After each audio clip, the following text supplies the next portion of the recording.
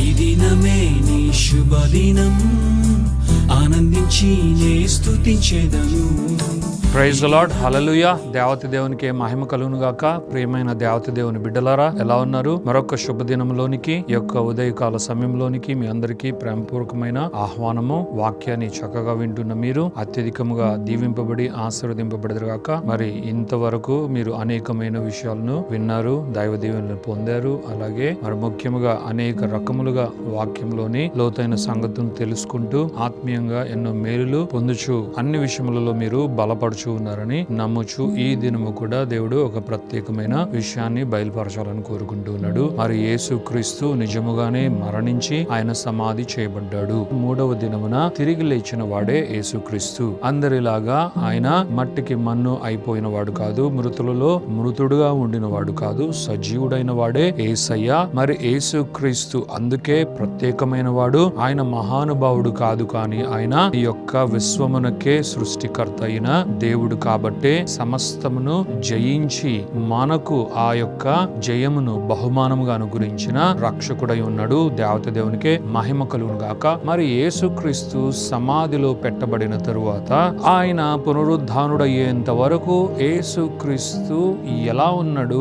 ఆయన శరీరముగానే అలాగే చలనం లేని స్థితిలో ఆయన ఉన్నాడా, లేక ఇంకేమైనా ఆయన సమాధిలో చేస్తూ ఉండేవాడా? ఏంటి అసలు ఏమై ఉంటుంది అన్న అనేకమైన సందేహములకు ఈ రోజు దేవుడు వాటిని సంధించి మీకు అత్యున్నతమైన సందేశాన్ని ఇవ్వాలని కోరుకుంటూ ఉన్నాడు. దేవుని నామానికే మహిమ ఘనత ప్రభావాలు కలుగును గాక. దీని గురించి వాక్యము ద్వారా బైబిల్లో అపోస్తలులుగా ఉన్నవారు, శిష్యులైన వారు అనేక రకములుగా వ్రాయడం జరిగింది. అయితే దీన్ని పేతురు మరింత లోతుగా ఒక ప్రాముఖ్యమైన లేఖనాన్ని ఆయన పత్రికలో వ్రాయడం జరిగింది. ఇది ఒక విధముగా పాత నిబంధన గ్రంథంలో ఉన్న ఒక వాకును, అలాగే యేసుక్రీస్తు ఆయన సమాధిలో ఉన్నప్పుడు ఏం జరిగింది అన్న వాటిని ఆయన ఎంతో ప్రత్యక్షతతో కూడిన ఒక వాక్కుగా ఆయన అందులో క్రోడీకరించి దాన్ని పొందుపరిచి ఆయన దేవుని యొక్క ఆత్మ జ్ఞానముతో ఒక లేఖనాన్ని వ్రాయడం జరిగింది. అదేమని చెప్తూ ఉంది అంటే, యేసుక్రీస్తు ఆయన యొక్క ఆత్మ స్వరూపిగా ఆత్మల దగ్గరకు వెళ్లి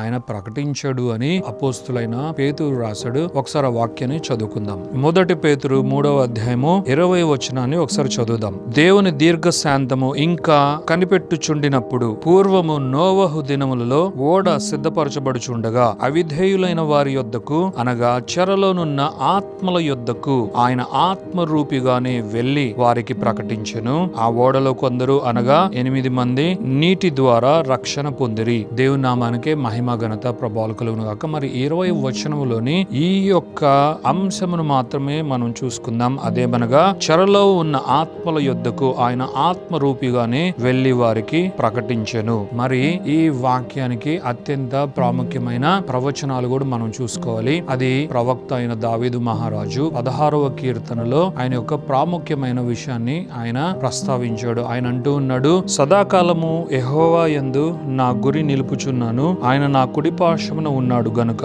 నేను కదల్చబడను. అందువలన నా హృదయం సంతోషించుచున్నది, నా ఆత్మ హర్షించుచున్నది, నా శరీరము కూడా సురక్షితముగా నివసించుచున్నది. ఎందుకనగా నీవు నా ఆత్మను పాతాళములో విడిచిపెట్టవు, నీ పరిశుద్ధుని కుళ్ళు పట్టనీయవు. దేవత దేవునికే మహిమ ఘనత ప్రభావాలు కలుగును గాక. ఈ వాక్యాలన్నీ మనం శ్రద్ధగా వినాలి, విని వాటిని మన హృదయంలో దాచుకోవాలి. అలాగే యోహాను సువార్త 29లో కూడా ఒక లేఖనం ఉంది, దాన్ని కూడా మనం చదువుదాం. ఆయన మృతులలో నుండి లేచుట అగత్యమును లేఖనమును వారింకను గ్రహింపరైరి. అలాగే అపోస్తుల కార్యములు 2:31 చూద్దాం. క్రీస్తు పాతాళంలో విడువబడలేదనియు ఆయన శరీరము కుళ్ళిపోలేదనియు దావీదు ముందుగా తెలుసుకొని ఆయన పునరుద్ధానమును గూర్చి చెప్పెను. మరి ఇప్పటి వరకు ఇన్ని లేఖనములు మనము చదవడం జరిగింది. ఇదంతా కూడా ఏమి సూచిస్తుందంటే, యేసుక్రీస్తు మరణించాడు, యేసుక్రీస్తు సమాధి చేయబడ్డాడు. వండర్ఫుల్. యేసుక్రీస్తు మరణించాడు,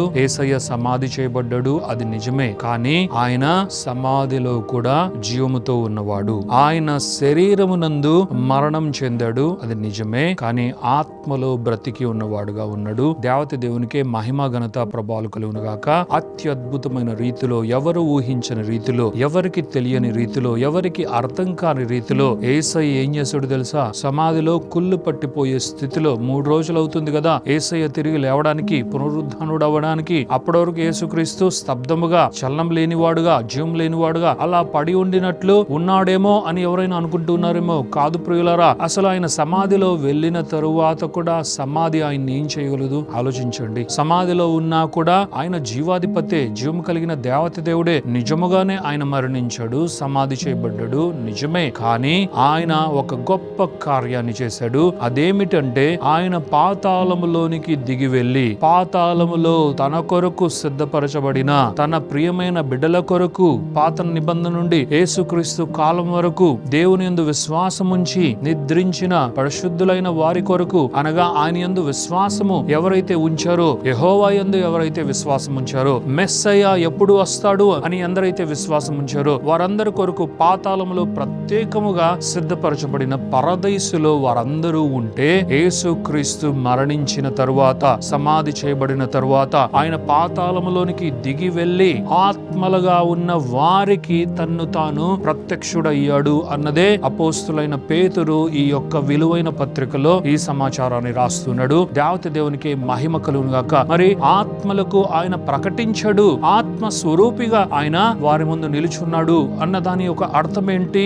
ఎస్, నిజముగా అప్పటి వరకు ఎవరికి తెలియని ఒక గొప్ప సువార్త, రక్షణ సువార్త, విమోచనాత్మకమైన సువార్త, పాప పరిహారార్థ బలి అనబడేడు సువార్త వారెవ్వరికి ఎవ్వరూ చెప్పని స్థితిలో వారు ఉండగా వారి యొద్దకు యేసయ్య వెళ్లి ఆత్మలుగా ఉన్న వారికి ఆయన నిజమైన సువార్తను ప్రకటించాడు. దేవుని నామానికే మహిమ ఘనత ప్రభావాలు కలుగును గాక. ఎంత ప్రేమ కలిగిన వాడో యేసుక్రీస్తు. ఒకసారి మనం ఆలోచిద్దాం. ఆయన ఇన్ని గొప్ప కార్యాలు చేశాడు కదా, ఇంత త్యాగం చేశాడు కదా, ఇంత బలిగా ఆయన అయిపోయాడు కదా. ఊరుకున్నాడా? రెస్ట్ తీసుకున్నాడా? ఇక లేదు అని అంటే ఇంక వేరే వేరే కార్యములలో ఆయన ఉన్నాడా? సమాధిలో ఉన్నా కూడా ఆయన తన ప్రియులను మరిచిపోలేదు. సమాధిలో ఉన్నా కూడా తండ్రి అయిన దేవుని యొక్క సంతానముగా రాబోయే కాలంలో అగుటకు సిద్ధమైన వారిని ఆయన మర్చిపోలేదు. ఆయన భూమి మీద ఉన్న వారిని ఎలా ప్రేమించాడో మరణించిన వారిని కూడా అంతగానే ప్రేమిస్తున్నాడు. మరి ఈ యొక్క స్థితిలో ఉన్నవారు, ఒక ప్రత్యేకమైన స్థితిలో ఉన్నవారు, వీరందరూ కూడా ఏదో ఒక సమయంలో మా దేవుడు మమ్మల్ని విమోచిస్తాడు, మేము మరణించిన వారమే కానీ మా మెస్సయ్య, మా క్రీస్తు, మా యేసు ఏదో ఒక సమయంలో మమ్మల్ని రక్షిస్తాడని వారు వెయిట్ చేస్తున్న వారు, సిద్ధముగా ఉన్నవారు. మరి వారి యొద్దకు ఆయన విశ్వాసాన్ని మోసుకొని వెళ్ళాడు, ఆయన నిరీక్షణను మోసుకొని వెళ్ళాడు. వారి యొద్దకు వెళ్లి యేసయ్య సువార్తను ప్రకటించాడు. మరి ఆ సువార్త ఏంటో తెలుసా? యేసుక్రీస్తు వారి ఎదుటకు వెళ్లి నిలబడ్డమే ఆ సువార్త. యేసుక్రీస్తు వారి ఎదుటకు వెళ్లి నిలబడుకుంటే చాలు, వారికి అర్థమైపోయింది అసలు రక్షణ అంటే ఏంటో, విమోచన అంటే ఏంటో, పాప క్షమాపణ అంటే ఏంటో, నిత్య జీవం అంటే ఏంటో, అసలు జీవాధిపతి అంటే ఏంటో, సృష్టికర్త అయిన దేవుడు మనల్ని ప్రత్యేకముగా సృష్టించి ఆయన ఒకవేళ మనముండు కాలములో కనిపించకపోయినా, మనము చనిపోయి మరణించి ఈ యొక్క పాతాళములో ఒక ప్రత్యేకమైన ఆ యొక్క స్థలంలో ఉన్నా కూడా మన యొద్దకే దిగి వచ్చిన రక్షకుడే ఈ రక్షకుడు. ఈయన యందు మనము విశ్వాసం ఉంచెదమని అందరూ కూడా ఆ పాతాళంలో ఎవరున్నారు? ప్రేమైన దేవుని బిడ్డలారా, విశ్వాసులకు తండ్రి అనబడేడు అబ్రహాము నుండి చివరి విశ్వాసి వరకు అందరూ కూడా అక్కడే ఉన్నారు. దేవుని నామానికే మహిమ ఘనత ప్రభావాలు కలుగును గాక. మరి వీరందరూ కూడా యేసుక్రీస్తును ప్రత్యక్షుడుగా చూస్తున్నారు. యేసుక్రీస్తు ప్రత్యక్షత వారికి ఒక బైబిల్లో ఒక పాత నిబంధన, క్రొత్త నిబంధన ఇస్తే అది చదివి తెలుసుకునే స్థితిలో వారు లేరు. వారికి ఎంత భాగ్యము, ఎంతటి గొప్ప భాగ్యము దొరికింది. యేసయ్యే ప్రత్యక్షుడై, వాక్య స్వరూపిగా ఉన్న యేసయ్యే వారికి ప్రత్యక్షమై నిజమైన సువార్తను వారికి కనుపరచాడు.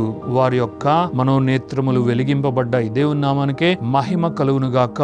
నిజమైన రక్షణ వారు చూచారు, నిజమైన సువార్తను వారు విన్నారు. దేవుని నామానికి మహిమ కలుగును గాక. ఈలాగున యేసయ్య ముందు కాలములో కూడా, అది ఏ కాలంలో అయినా సరే, మానవుడు సృష్టింపబడినప్పటి నుండి అనుకుందాం, అబ్రహాము మాత్రమేనా విశ్వాసులకు తండ్రి? ఆయన నుండి ఇక మిగిలిన వారందరూ ఉన్నారా? ఆదాము కూడా అక్కడే ఉన్నాడు. ప్రేమన దేవత దేవుని బిడ్డలారా, హవ్వ కూడా అక్కడే ఉంది. మరి వారి సంతానం కూడా అక్కడే ఉన్నారు. నోవహు కూడా అక్కడే ఉన్నాడు. మరి వారి సంతానం అంతా కూడా అక్కడే ఉన్నారు. మరి యేసుక్రీస్తు కాలము వరకు, ఆయన జీవించుచున్న కాలములలో కూడా ఎవరైతే విశ్వాసం ఉంచి మరణించారో వారందరూ కూడా ఆ యొక్క పాతాళములోని పరదైసులో ఉండగా వారి యొద్దకు దిగి వెళ్లి, ఆత్మల యొద్దకు దిగి వెళ్లి, ఆత్మరూపిగా దిగి వెళ్లి వారికి సువార్తను ప్రకటించిన దేవత దేవుడే యేసయ్య. ఇది వినుచున్న మీరు ఆమెన్ అని ప్రత్యక్షతను మీరు గ్రహించి మరింతగా లోతుగా దీనిని అధ్యయనం చేసి ఆయన మహత్యమును, ఆయన గొప్ప కార్యములను, మరణించిన వాడైన,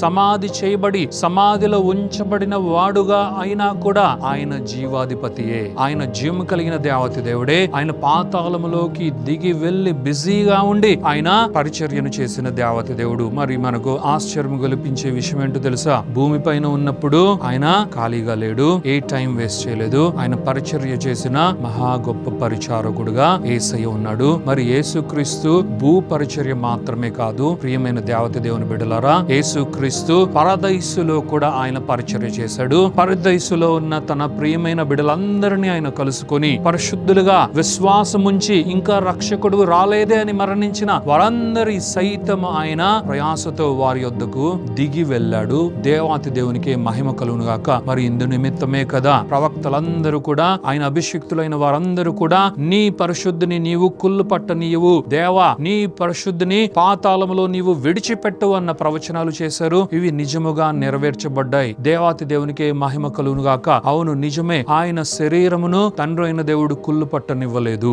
అది మనలాంటి దేహమే, మనలాంటి శరీరమే అయినా కూడా ఆయన దేవత దేవుని యొక్క శక్తి ద్వారా యేసయ్య పునరుద్ధానుడు అవ్వక మునుపే పాతాళంలోనికి వెళ్లి అక్కడ కూడా తండ్రి చిత్తాన్ని నెరవేర్చాడు. అక్కడ కూడా తనకిష్టమైన దేవుని పనినే ఆయన చేయడం జరిగింది. దేవత దేవునికే మహిమ ఘనత ప్రభావాలు కలుగును గాక. ఇదే నిజమైన ప్రేమ, ఇదే అగాపే ప్రేమ. యేసయ్య భూమి పైన అదే ప్రేమను కనుపరచుడు, ఆయన పాతాళంలో కూడా అదే ప్రేమను కనుపరిచి ఆయన గొప్ప మాదిరిని మనందరికీ చూపించడు. దేవత దేవునికే మహిమ ఘనత ప్రభావాలు కలుగును గాక. మరి ఈ వాక్యాన్ని వింటున్న నీవు కూడా యేసుక్రీస్తు వలనే జీవించి ఈ యొక్క విషయాన్ని తెలుసుకుంటున్న నీవు ఆయనకు కృతజ్ఞతాస్తుతులు చెల్లించి ఎంత గొప్పవాడివి నీవు యేసయ్య అని ఆయన నామాన్ని మహిమపరుస్తూ ముందుకు కొనసాగేదుగాక ప్రార్థించుకుందాం. Thank you Father, thank you Jesus, thank you Holy Spirit God. దేవా మీకు వందనాలు, యేసయ్య మీకు వందనాలు, పరిశుద్ధాత్మ దేవ మీకు మహిమ ఘనత ప్రభావం చెల్లిస్తున్నాం నాయన. ఈ యొక్క శుభదినాన్ని బట్టి మీకు కృతజ్ఞతాస్తుతులు చెల్లిస్తున్నాం. ఎంత గొప్ప దేవుడు నాయన. ఈ యొక్క దినము కూడా మీ యొక్క వాక్కుతో మీరు మమ్మల్ని నింపారు. మీ ప్రియమైన బిడ్డలందరినీ కూడా మీరు దర్శించారు. నిజముగా నాయన మీ ప్రియులైన వారు నాయన ఇదిగో తండ్రి పాతాళములోని పరదేశంలో ఉండగా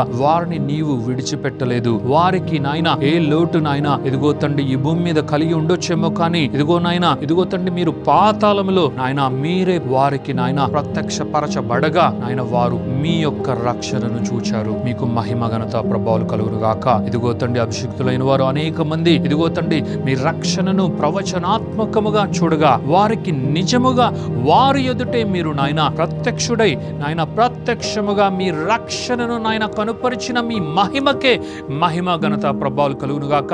యేసయ్యాని పలుకుచు మీ బిడ్డలందరినీ బ్లెస్ చేస్తూ ఈ యొక్క ప్రార్థన, స్తుతి, ఆరాధన యేసు పరిశుద్ధమైన నామములో అడిగి వేడుకొనుచున్నాము తండ్రి. Amen, amen, amen.